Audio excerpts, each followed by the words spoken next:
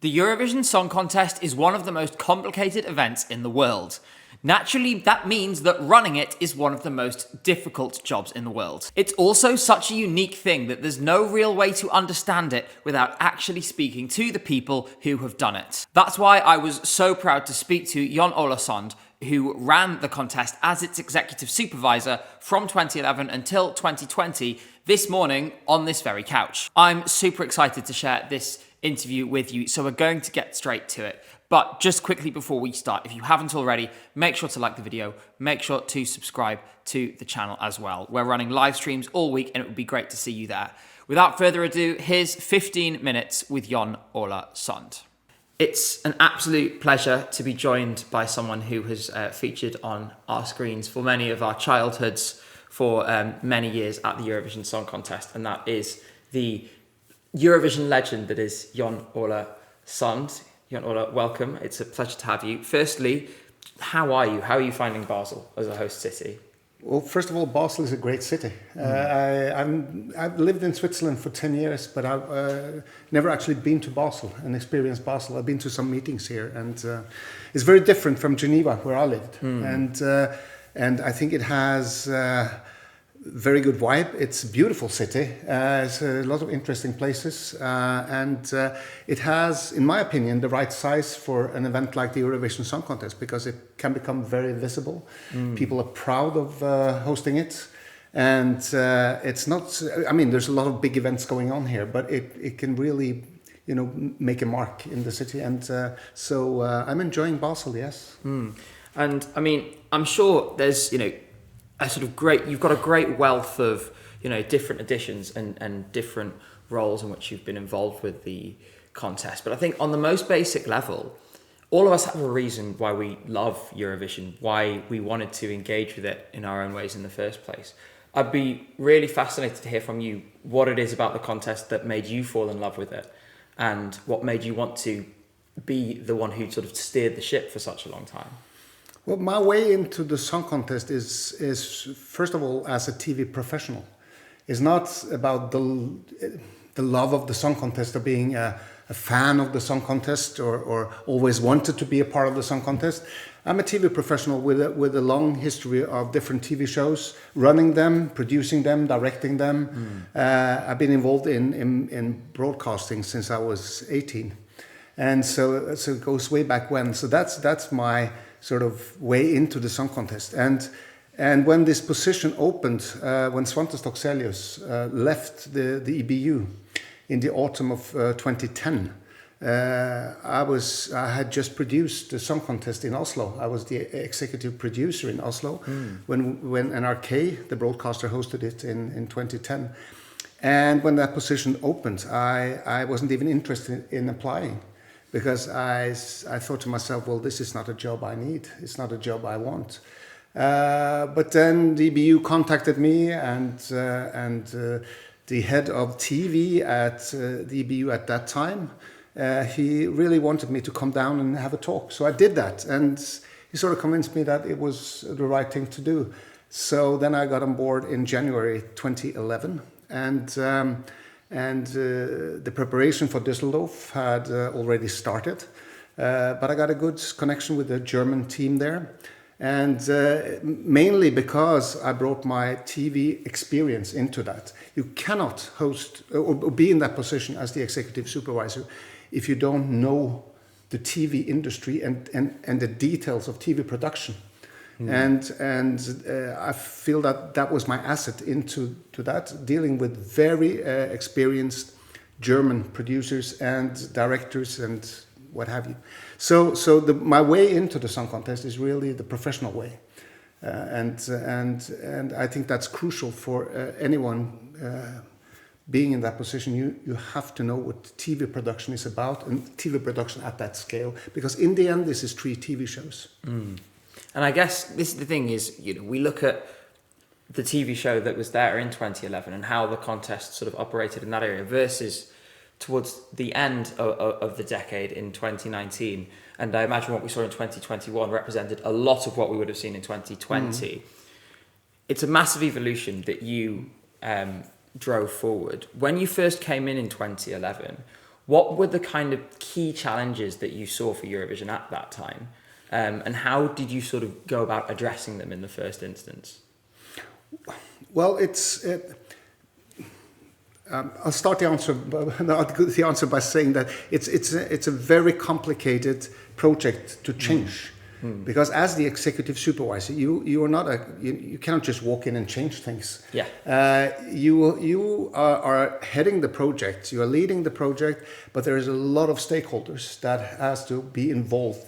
The EBU is governed by their members. There's a lot of governing bodies that has to approve every step, that has to agree on decisions. You have to prepare for those decisions. You have to bring them forward in meetings.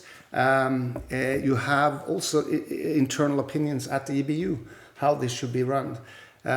Legal, financial departments that are very strong, and that's good. So as the executive supervisor, you cannot just change things. But what I looked at when I came was, first of all, the financial setup. Coming from a relatively small broadcaster in the outskirts of Europe, I knew what kind of challenges it was to host the Eurovision Song Contest. And we didn't spend as much money on the song contest as the Russians did the previous year. But the financial setup, the legal setup, strengthening the rules, make the rules easier to understand. So we went through all of that. Looking at the rolling forward, looking at how the voting was conducted, both on the sort of the digital end and also how it was communicated. And I mean, a lot of the changes that happened also because the world around was changing. New possibilities came up. It was possible to, the LED technology developed. So it was more. It was also a natural development of the song contest, and always having strong host broadcasters. Like SVT hosted it 2 times in 13 and 16. Very advanced broadcaster with a lot of knowledge of the Eurovision Song Contest and with their Melody Festival, which they are running great every year. They could also add knowledge into that and suggestions how we could improve it. And then having a good solid board of the song contest, which is called the reference group, with a good chairman, a German guy, who really was very helpful in structuring the changes. But it's a big tanker. It's very difficult to change. So it's and basically you need to know what and why you want to change things and how, what kind of buttons or sticks you're going to move to make it change. And I guess it's important as well, in the midst of that change, there's lots of, within all of those delegations, within all of these different stakeholders, you've got a lot of different sort of interests and so on, and sometimes they're competing, they're clashing slightly, and you have to be seen as an honest broker to everyone among that. How do you go about walking that line and ensuring that everyone has this kind of central position of trust that they know that everyone can engage with? Talk to them.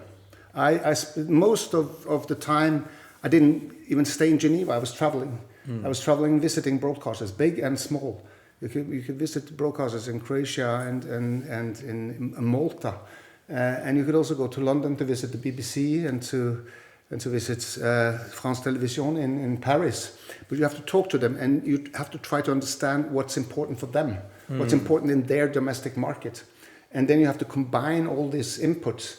And if some great idea is passing your way, you have to, it won't work, because for the smaller broadcasters this will be a huge challenge, or for the bigger broadcasters they will never accept it. So I have no sort of concrete example on that, but you have to balance all these interests, and that's why the executive supervisor role is also very sort of a diplomatic role towards all the stakeholders. Yeah, I think for sure. It's interesting you mentioned 2013 and 2016. I think these are, because from a fan perspective, you sort of felt the contest leap forward in those years that then really stuck around. And I think people sometimes view each year in isolated kind of silos a little bit, when actually there's a huge amount of institutional knowledge. I always think about the when you appeared at the interviews after the final, handing over the hosting book to the new broadcaster, for example. So from a hosting perspective, just how deep is that collaboration between the previous broadcaster that just hosted and the information they then pass on and the knowledge to the new host? Every year there is a handover meeting. It used to be in Geneva, and it used to be in June. Already at that time, the EBU had started working with the new host broadcaster. That happens on the night with the welcome package, and within a week we were in place in the host country talking to the broadcaster.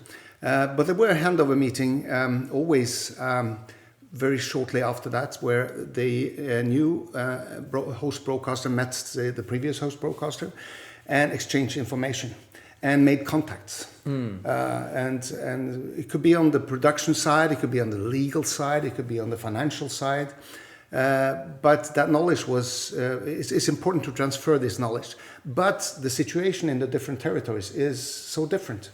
You cannot compare even Portugal and Sweden. It's two different markets. Or Austria and Norway. It's very different. Although there's a lot of similarities, we're all public service broadcasters. There are also a lot of not so similar situations. But that's why we think it's important that every year we bring on not only the knowledge from the EBU, but the knowledge from other professionals working on the song contest, on technical side, on the contest side, on the lighting, camera directing, all of that is important because there's a lot of knowledge there as well on the production side. And it's interesting, one contemporary example I'm aware of, for example, is that a lot of the people who are working in Rotterdam 2021, the stagehands, have been brought in to do it this year as well. So it's interesting to see that year to year. On a more sort of slightly more personal level, I'm sure there are a lot of moments you look at and think during your time, both as head of delegation for Norway and as the executive supervisor, where you think, wow, where you've looked back and thought, wow, I'm really proud of that specific thing, or that was a really satisfying year in particular. Is there any sort of moments that stick out as personal highlights for you? Not really, and I'm not a very interesting interview object when it comes to these questions, because I think I look at more the whole, those 10 years and what I achieved both personally and, of course, with all the co-workers and colleagues I work with. But some years were more difficult than others, I must say. It was difficult going to Ukraine and to stage Eurovision Song Contest there. The whole core team of the broadcaster left in November. Oh, really? Yeah, all the preparation just stopped. And I remember Christer Björkman came in quite late, didn't he, to kind of guide things along? Yeah, well, he came in quite late, and we had to bring in a Swedish team basically to replace. But we had managed to do a lot up till November, but there was an internal conflict at the broadcaster, and 20 people just left. Oh wow! And then you sit there and you know that the show is coming up in May. So it's that was and to keep calm, work steady ahead. That was a challenge. But I think we succeeded bringing up a good show. It was a good combination of a German and Swedish team helping out.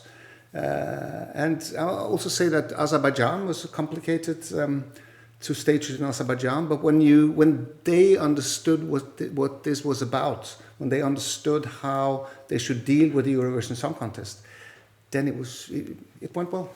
So there are some challenging years, but I mean even going to Sweden is challenging.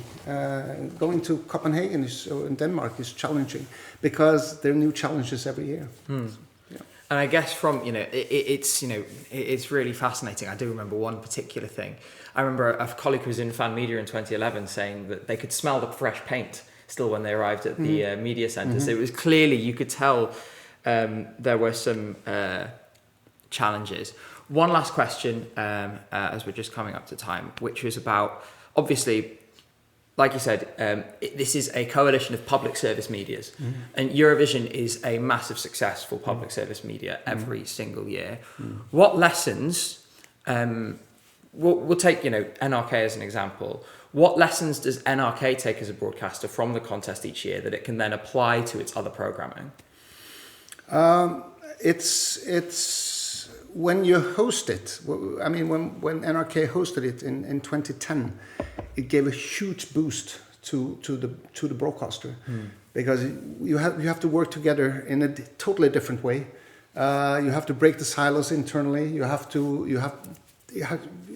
less than a year to prepare, so that gives a lot back. When it comes to the song contest and its 3 shows and some other spin-offs around it, it's not much. It's dearly loved by NRK and by most of the members, I would say. It's dearly loved, the Eurovision Song Contest, but I'm not sure it changes the way you look at your own programming. I mean, you have your own strategies for how you program the channels and how you work with content, and that is and Eurovision Song Contest is one piece in that. So I guess its beauty is that it's in a truly unique event.